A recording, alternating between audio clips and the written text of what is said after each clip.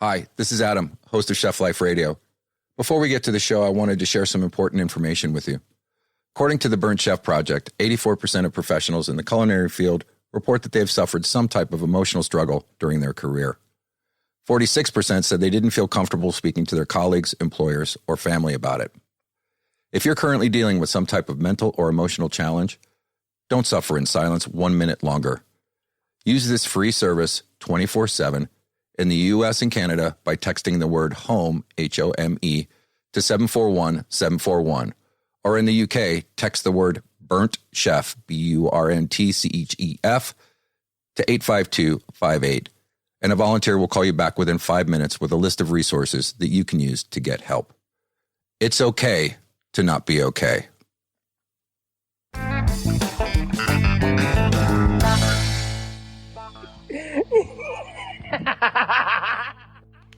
Hey, Chef. How effectively are you handling the stress of your new working reality? To say that those of us in the craft are experiencing massive change right now would be an understatement.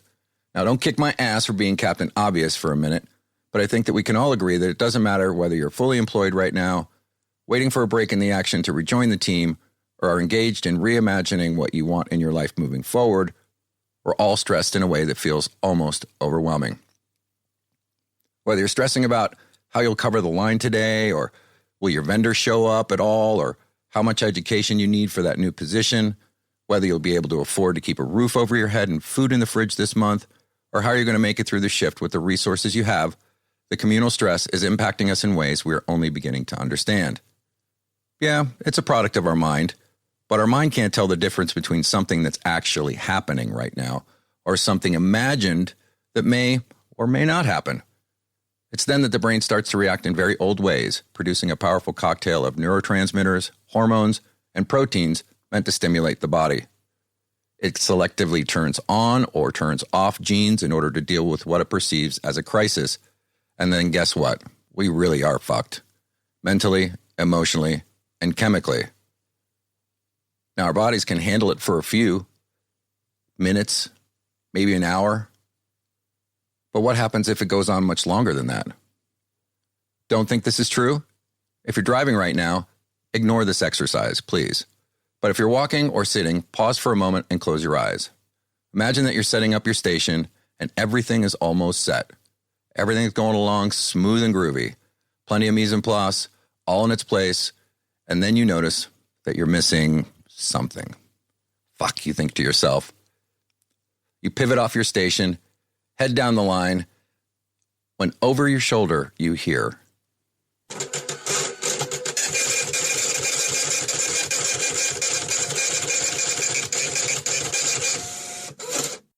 What happened to your heart rate just then? Did your face flush a little, maybe get a little burn around the cheeks or ears as you realize that you just got caught with your apron down? How would you feel if that burn lasted the full shift? A week, maybe months? What if it got under your skin to the point where you felt like it was a never-ending part of you? What would you do to mitigate the pain? Who could you ask? Could you even bring yourself to tell someone that you were in over your head? During the COVID lockdown, I managed a team of about 100 dining associates, and I spent most of that time getting together in small groups with the crew about what was going on, how we could handle it, the challenges that we were going through, how to interact with each other. It was a lot to handle, and I thought I was doing good. But what I didn't account for was the emotional toll it was taking on me. It wasn't until I was almost broken that I realized that I needed to get out of the situation, if only for several days, so I could get my head and my heart together so I could be more present for my team. I found out the hard way that it was impossible to give from an empty cup.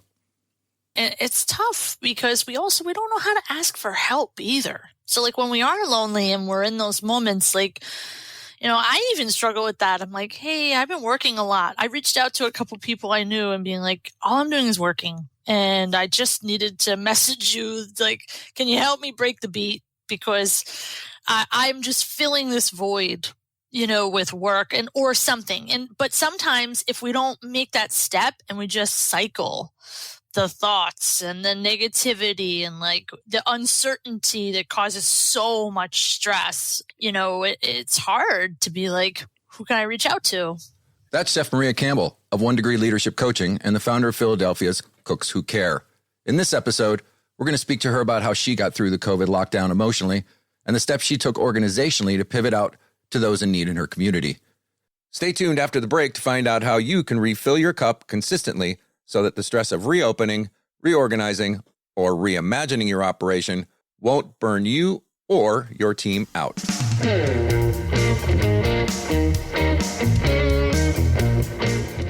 This is Chef Life Radio, assisting culinary professionals to become their best selves personally and professionally.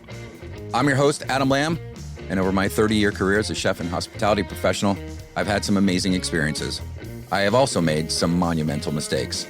But if my mess is my message, then know that, no matter where you find yourself right now, you too can become the best version of yourself, regardless of the story you tell. In each episode, you'll hear stories from chefs living this reality, enjoying their careers and lives like never before. I'll also be talking to leaders in the fields of transformational leadership, community building, emotional and operational intelligence, equitable relationships, health and mental wellness, to pass along to you the skills, tips, and tricks that will support you in your quest of becoming the best that you can be. We Chef? We Chef! Now, back to the conversation. And Chef Maria Campbell joins us on the show.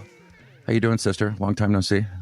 I'm good. I'm so good. So good to see you and hear you. It's great to see you too. And a very auspicious, since we're doing this Mental Health Awareness Month, right? 100%. And so tell me what's been going on. How was your COVID? Oh my God, COVID sucked. And it was terrible. But just like everybody else, anxious, worried, terrified. The whole gamut of emotions. But definitely a time for reflection. And it was like a roller coaster of emotions. Chef Maria Campbell worked for 15 years alongside her husband. By that time, she had seen enough of divorce, opioid use, drinking norms, suicide, and illicit affairs to know that something had to be done. The life, as she saw it, was unsustainable. Quote, "Why would others want to join us? Why does it have to be this way?" Inspired by the question, Maria set out to make a difference in her community of Philadelphia with nothing more than a desire to see things change. She and her husband started a grassroots organization called Cooks Who Care, dedicated to creating a support structure and safety net for people in the industry, doing everything from food drives to wellness events, all meant to shift the current reality of what it means to live a life in the grind. You and your husband are both very, very busy. You have an executive and business coaching business, correct? Yep. Yeah.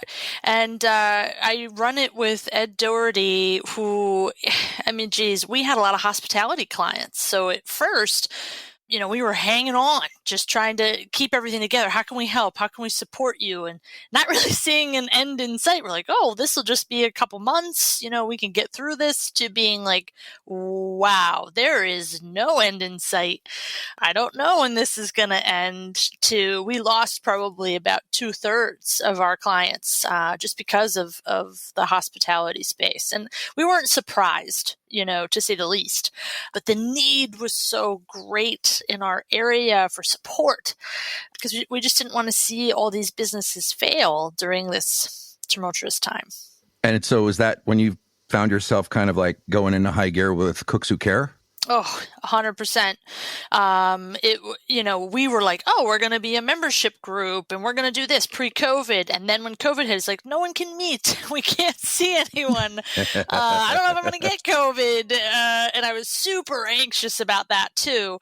But the Cooks Who Care decided to be, what can we do? Let's try to pull as many resources as possible. I'll tell you, the first couple weeks in, it exhausted me. I had to figure out like, okay, I can't watch the news. I need to decompress a little bit. And we're only a couple people. Myself, Scott, my husband, who's a co-founder. I had one team writer and some volunteers that were like, let me help. I want to help. I'm not working right now. How can I support you? There were groups that were releasing information daily. And I'm like, we're not that group. We can't do that. So, Right. but we can start a Google Doc and we can pull together pieces that people can add themselves. And if we're a conduit, let's do that. That's kind of like a resource pipeline. Yes. Yeah, I remember that you had reached out to me during that time as well. And I spent the last 2 years at a retirement community. So you can imagine that scene when COVID hit. And our last day of operation, regular operation, was March 16th. And we had to pivot on a dime and go to like complete lockdown.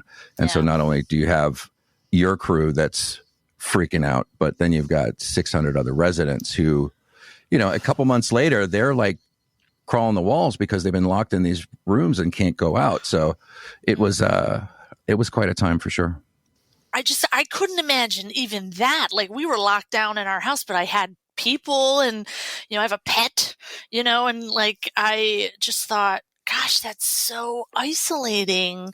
And to be older, I just have empathy.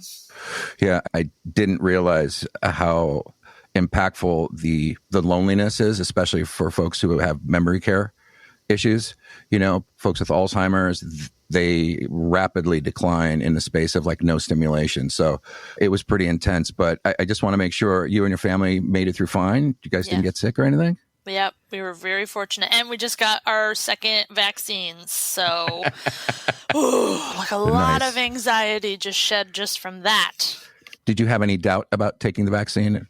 Nah, I'm like, shoot it up, because I was like, but I want peace of mind. Fortunately, as I know some of my friends, like, I don't want to have more children. I don't have other concerns that could, put like, oh, I'm not so sure. I'm like, how can I sign up? Like, please, like, let's do this right now. You want to protect what you have, right? That's right.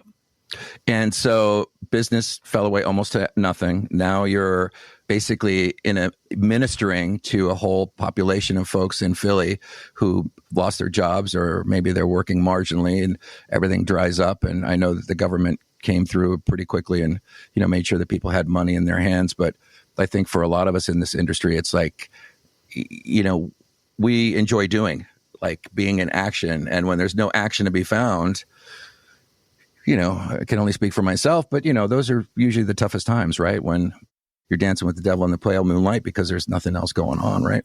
Exactly. It's tough because we don't know how to ask for help either. So like, when we are lonely and we're in those moments, like, I even struggle with that. I'm like, hey, I've been working a lot. I reached out to a couple people I knew and being like, all I'm doing is working. And I just needed to message you, like, can you help me break the beat? Because I'm just filling this void, with work or something. But sometimes if we don't make that step and we just cycle the thoughts and the negativity and like the uncertainty that causes so much stress, it's hard to be like, who can I reach out to? I really got to give it to professionals who've stuck it out through so much negativity and pressure. Even now there are guys standing on lines, being overwhelmed with customers because the perception of the general public is that the economy is open, everything should work. And so I think you're the right person to ask, like, how do we convince folks that we're trustworthy again? Mm-hmm. This last year, I thought, gosh, we need to rally everyone together. You were a part of it. And the singular thing I finally figured out, it literally took me 3 months after listening to everybody for a couple of months, was transparency. So I was inspired by the fact that social media, right? Hate it, love it, whatever anybody thinks about it, it has its use and it does have power. And what some people were doing was, if I was pissed off at my location and I was mad about everything that was going on, and hey, I'm not saying everybody's doing it right, and probably the people who are getting called out, it was justified, right? But what was happening was they would make a page that negatively talked about that facility, and they threw arrows and hatchets and shot at it. I mean, it was like, take any weapon you can, That's awesome. Throw it at this target, and we're putting it up there. We're making a page on Instagram, and you're going down. Right?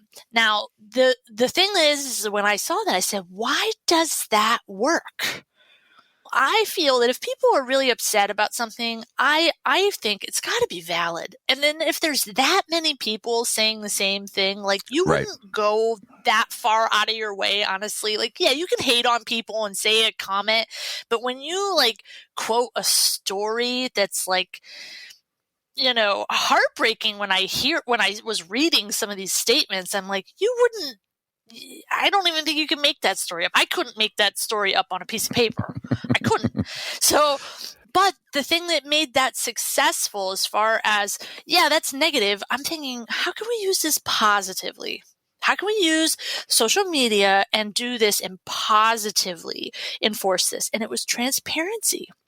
So what we're going to do is we're going to share our platform and we're going to let people submit 3 things they're going to be working on, or maybe they already do.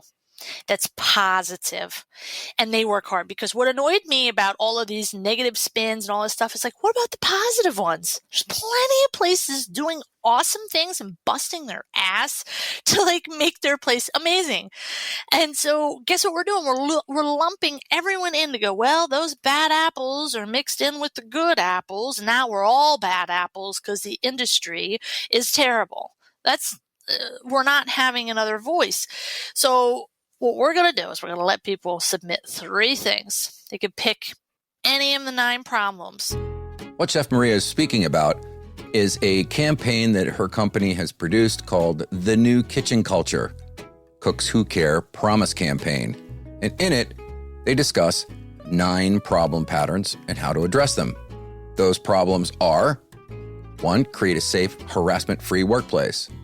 Number 2, work-life harmony. Number 3, seek support surrounding finances. Number 4, educate consumers. Number 5, focus on mental wellness. Number 6, give access to healthcare. Number 7, provide a fair wage. Number 8, develop wellness programs. And number 9, inclusion, Black Lives Matter. They not only state the problem, but they also state some solutions. We'll have a link to it in the show notes. Share it with us. It's up on our website right now, cookswhocare.org. They could submit and say, I care about diversity. I have been paying a fair wage since before the pandemic. I promise and I commit that I'm already doing these things, or I already offer health insurance, and we want to know who they are. And go, tell us. We'll share it.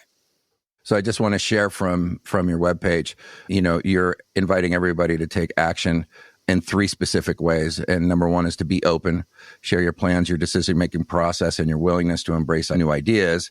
That doesn't necessarily mean you let the inmates run the asylum. The stakeholders still get to make the decision, but you get to be transparent about what's actually going on, correct? Because guess what? Because if you're not doing it right, somebody on social media is going to tell you you're not doing it right. So I said, I don't want to be the police. You could tell me what it is you're doing, but I do want to offer an opportunity for positivity to have its place in the internet. Especially in our culture, for sure. Number 2 is lead from where you are, create a starting point for positive growth. And this really speaks to me because, I don't think it matters a whit what it says on your jacket. True leaders, are in there doing it every day, and nobody needs to tell them that they're a leader. And certainly, it's all energetic. So, somebody's gravitating in the room because they're the ones that you pull to, and that's the person that you want to be next to. So leading where you're at doesn't necessarily mean that you have to wear a toque. It could be doing anything that you're doing, right? Exactly. And for us, it's not about finger pointing. It's about uplifting, right? It's going, if you care about it too, and you want to make a commitment to doing it in a new way, even if it wasn't a way you did, that's what we want, right? Or nothing's going to change. I think it's important. And lastly, it's do the right thing. By sharing your actions, you're encouraging others to do the same. Like what and where are we sharing? So you're going to share from the 9 problems that we've identified that are across the board, the industry, whether you're taking care of wellness and well-being, which is what this is about today. You're committing towards it. And I've met lots of folks, and I find it interesting that I hear nothing about these folks like on any platform. I'm like, oh, so we just met today. That's great. No one knows about you. Like, this is amazing what you're doing, and you're proactively doing it. Yeah, we've always thought about this as like a corporate company culture, and because we have that influence, we've always done this, and we don't do brunch because everyone hates it, or, and our team gets burnt out if we just keep maxing them out, and it doesn't matter to me about my Sunday, and I'm like, wow. I've always heard great things about you, and people say great things, but how can we help amplify that is what I wanted to be able to do. And so are we using them as test cases? I mean, are we calling them out for doing well? Yeah, and we're saying, hey, let's lead by example. You're a good example. Great.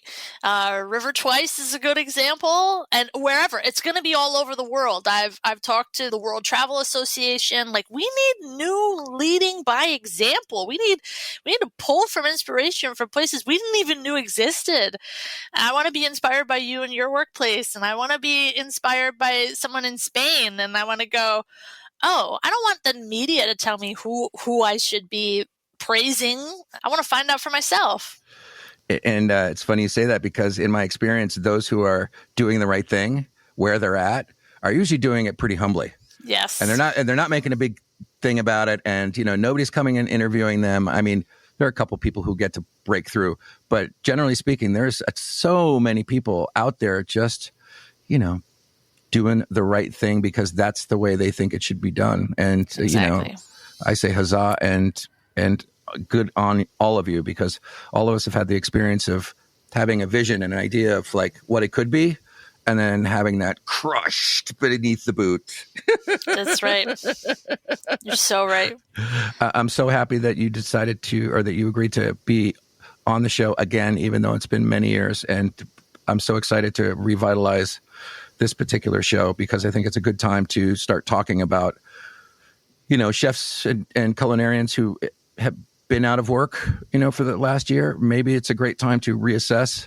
I firmly believe that all of us have skill sets that, while they're applicable to what we're doing, they also have value in the wider marketplace. So if you're really having a hard time and you don't want to go in there and do that to your body or to your mental state, don't. Winston Churchill once said, "A change is almost as good as rest." And according to the Burnt Chef Project, of those professionals who left the industry in the last 16 months, 31% plan on returning within the next 6 months. So sometimes the antidote for burnout is dropping the clutch, changing gears, and doing something different for a while. I've taken 3 leave of absences in my career, and each time when I came back to the industry, I was more focused, re-energized, and really, really passionate about what I was doing. There's a blog post by Compete Magazine that talks about transferring your restaurant skills outside of the industry. And at the bottom of the article, they even make a point of saying that they pride themselves on hiring industry veterans. The reason being is that we're already schooled on working well under pressure, conflict resolution, we're team players, we're able to multitask, we have strong customer service skills, great ability to communicate with others. I was once offered an opportunity to work in the online education space for my project management skills. And in the end, product is a product is a product. It's how we assemble all the pieces together on a daily basis and aggregate our assets and leverage it out to a plate of chicken or an online program. All the same attributes apply. So consider what you do on a given day. You probably have a lot of other skills that you're not even absolutely clear about that are marketable to other industries. The new kitchen culture is what we're saying. Like, we can reset to where we can be proud that this is us, right? I remember when you came up here in Philadelphia and we were doing a Break On Through event at a restaurant, and you were one of our featured speakers, and you stepped up and just grabbed everyone's attention. It was like, I watched all the men in the room like raise their heads, like, who is talking? Like, with complete like, whoa, I need to listen to this. And you have such a humble way of sharing first your story. You put it out there. It doesn't matter how often, how little, you put yourself out there. And I love that about you and how you engage in your own unique way. I'm so happy you're starting this up again. Thank you. Thank you so very much. I don't feel very old. There are mornings when I wake up when I feel, probably my age, but generally speaking, when I tell people how old I am, they're like, get the fuck out of here. But I got to say that I am starting to embrace this aspect of elderhood, elderhood in community. There's a guy in Canada who has written a book, several books, and he says he was in the death trade. So he was in hospice for a long time. And so he's got this idea about, it's wonderful to aggregate resources for elders behind a gate because they deserve that type of care in their elder years. But that we're missing something because they're not necessarily out in the community engaged with, everyone else. And I want to say that one of the beautiful things I noticed about you is that neither of our ages mattered. It was a rousing conversation from the start. So as I start to build this podcast back up, I've joined a bunch of chef groups again. Yes. And I was hit like somebody slapped me in the side of the face with a wet fish because probably for the last 10, 12, 14 days, scrolling through the feed, there's at least one picture of, a chef doing his thing. And the caption underneath says, we lost another one too early. Can I get a herd or a wee chef? Yep. And so this is still happening. Yep. So in some way, I'm not saying I failed because I'm not going to carry it, but we got to get much better at this. So how do we? Yeah, I think there are some really great organizations. I know that we're referring to kind of like either whether it's the crisis line or I've got your back, which I love, makes the lineup conversation to be like, how are you doing? Really? Let's take a temperature. And you can say medium, rare, I'm crispy, whatever it is. Like helping people have a dialogue about difficult conversations. I think we have a lot to learn with that. I know that Not 9 to 5 in Canada is doing a lot of work right now and just got a huge grant to record the impact. And it does include the US of how are we doing? And I've really urged people to go, you know what? I've heard so many stories. We have to start telling people.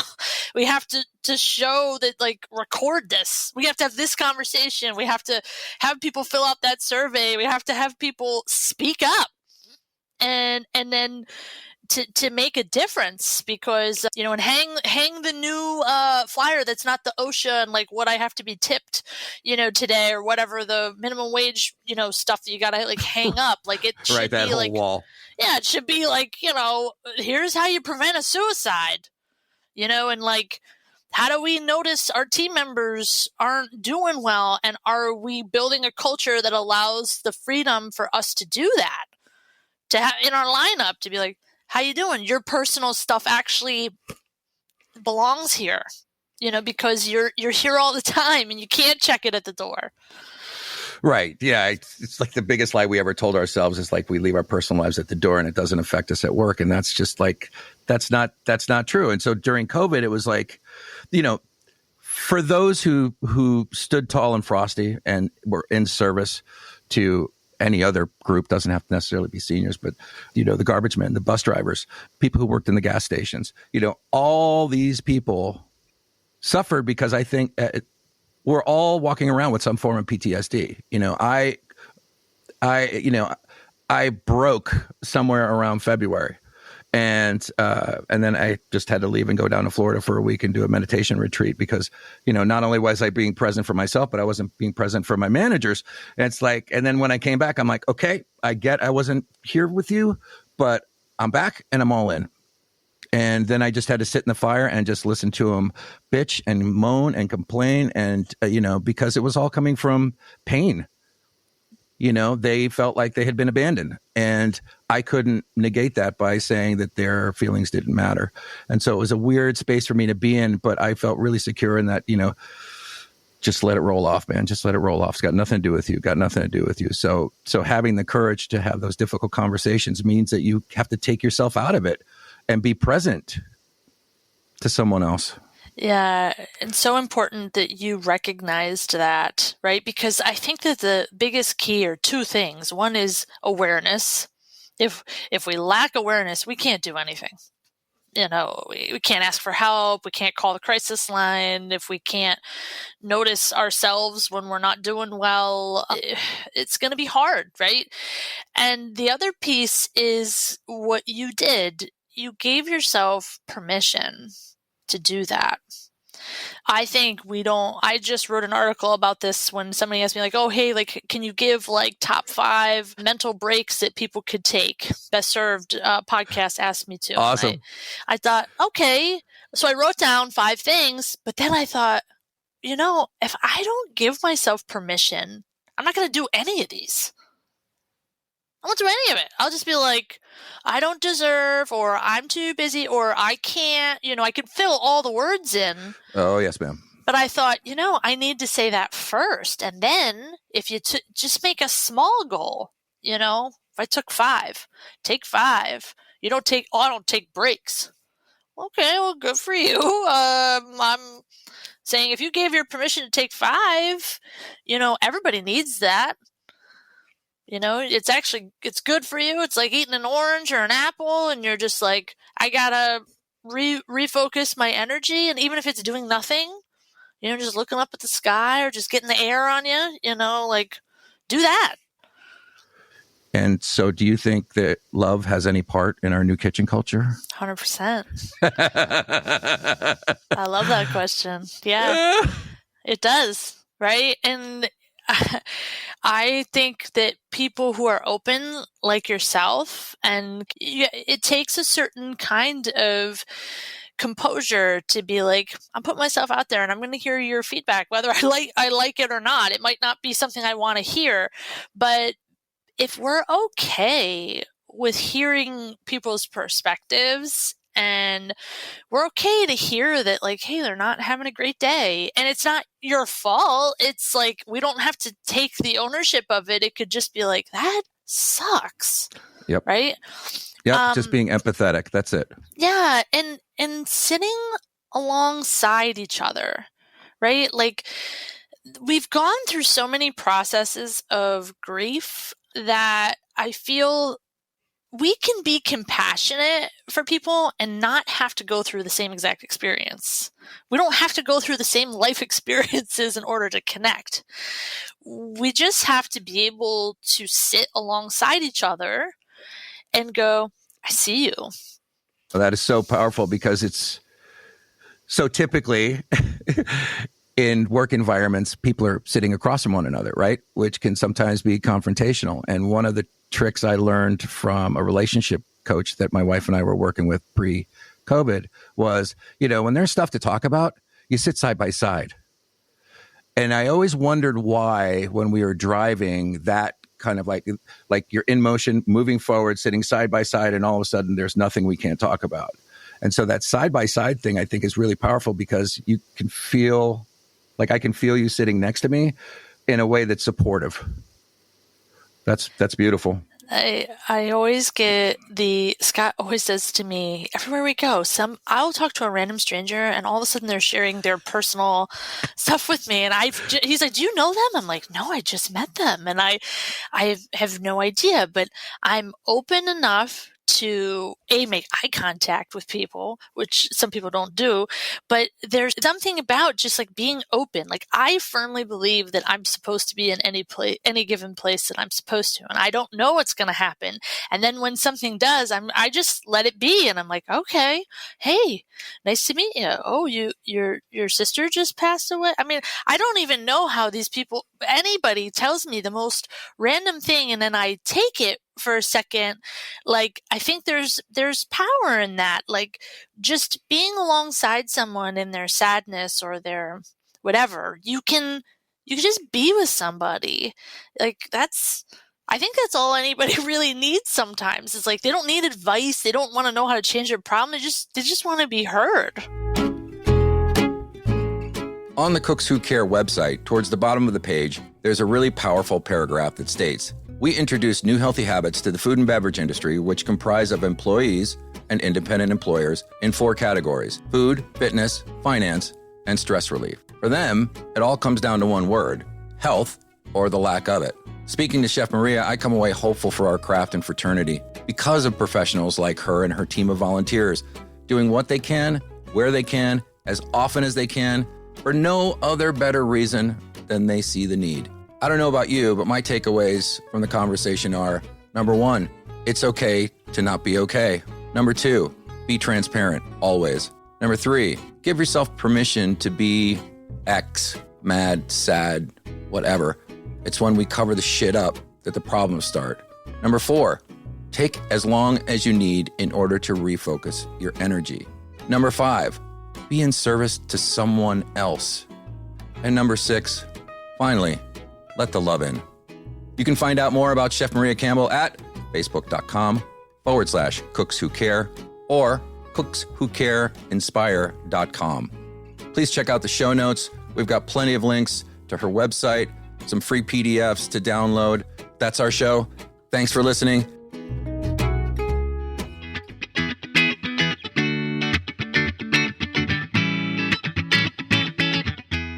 Time for a shameless plug. If you're looking for an answer to the questions you're asking, sign up for our monthly newsletter at chefliferadio.com/sign up, or click on the link in the podcast player and get a free ebook, 3 Ideas for Less Chef Stress, as our way of saying thanks for stepping into the circle. This episode is made possible by listeners like you, by sharing the show and spreading the news. Contributors include the Chef Life Radio member crew like Kristen Costa, Michael Farber, Alyssa Lamb, and David Sparacino. To learn more about becoming part of the crew and having your voice matter, go to chefliferadiocrew.com and step in, cousin. Here at Chef Life Radio, we believe that working in a kitchen should be demanding. It just shouldn't have to be demeaning. It should be hard, just doesn't have to be harsh. We believe that it's possible to have more solidarity and less suck-it-up sunshine, more compassion, less cutthroat island. We believe in more partnership and less put up or shut up, more family and less fuck you. Stand tall and frosty, brothers and sisters, but consider for a moment, for all the blood, sweat, and effort you put into what you do, at the end of the day, it's just some stuff on a plate. None of it really matters, doesn't define you as a person or make you any more special or less than anyone else. It's just a dance that we're engaged in, so we might as well laugh and enjoy every bit of it.